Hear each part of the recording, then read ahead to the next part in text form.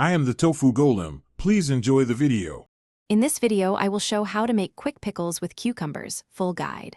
Start by washing and trimming cucumbers, then slice to your preferred thickness and sterilize jars. Heat a brine of vinegar, water, salt, and sugar until dissolved, then pack jars with cucumbers and aromatics. Pour hot brine over cucumbers, seal jars, let cool, and refrigerate for at least 1 hour before tasting. In this video, I will show how to make quick pickles with cucumbers, full guide. Gather firm cucumbers, clean jars, and basic tools like a saucepan and funnel. Trim and slice cucumbers, measure vinegar, water, salt, and sugar, and prepare spices in small bowls. Sterilize jars, then layer cucumbers and aromatics tightly to minimize air pockets. Keeping everything organized speeds up packing and keeps flavors consistent. If you're finding this helpful, please subscribe and like to support the channel.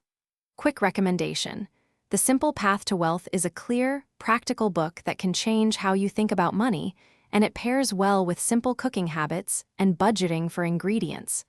Check the description for the link and other deals, and consider grabbing a copy if you enjoyed this tip. Now let's get back to the video.